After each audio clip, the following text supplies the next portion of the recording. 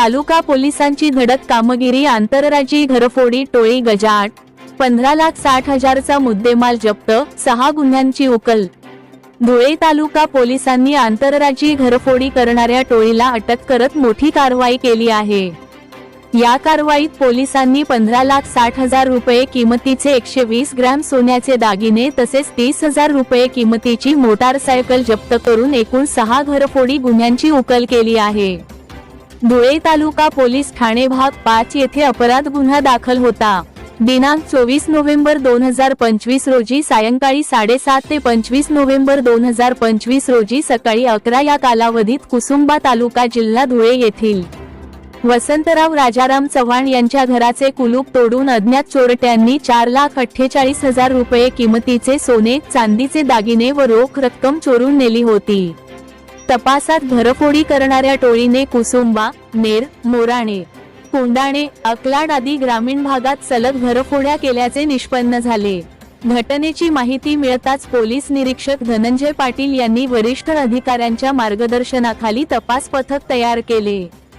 पारंपरिक तपास पद्धतींसह आधुनिक तंत्रज्ञानाचा वापर करून पथकाने सुमारे 375 ANPR CCTV कॅमेऱ्यांचे विश्लेषण केले। तब्बल 17 दिवसांच्या अथक प्रयत्नांनंतर संशयितांचा माग काढत पोलिसांनी गुजरात व मध्य प्रदेश सीमेवरील दाहोद व गोधरा जिल्ह्यात धडक कारवाई करून आरोपींना ताब्यात घेतले। चौकशीत आरोपींनी घरफोडी गुन्ह्यांची कबुली देत धुळे येथील स्थानिक साथीदाराची माहिती दिली। त्यानंतर स्थानिक साथीदारालाही अटक करण्यात आली। विशेष म्हणजे अटक करण्यात आलेल्या आरोपींचा यापूर्वी कोणताही गुन्हेगारी इतिहास नव्हता। गुन्हा करून तात्काळ परराज्यात पलायन केल्यामुळे ते पोलीस अभिलेखावर आले नव्हते।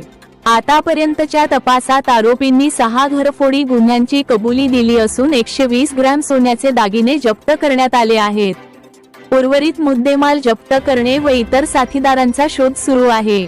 पुढील तपास पोलीस उपनिरीक्षक कैलास माळी हे करीत आहेत। नमस्कार, मी PI धनंजय पाटील, धुळे तालुका पोलीस स्टेशन।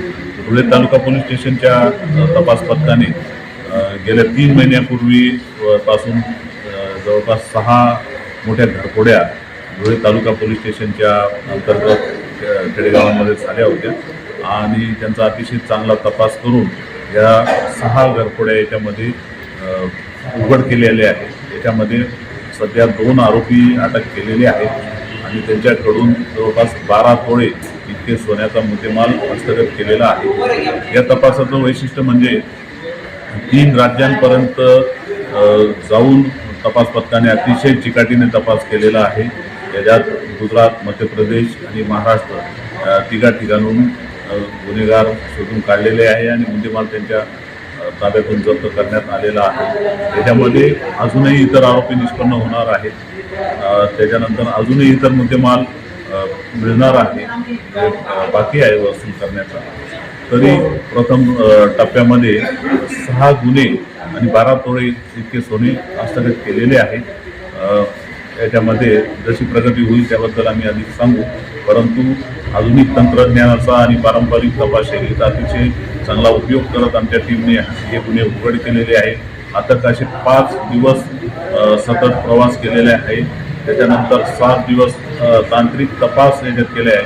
म्हणजे कंटिन्युअस 12 दिवस तपास पथक बाहेर राहून त्यांनी चांगला तपास केलेला आहे आणि अशा प्रकारे या गुन्ह्यांवर आळा घातलेला आहे।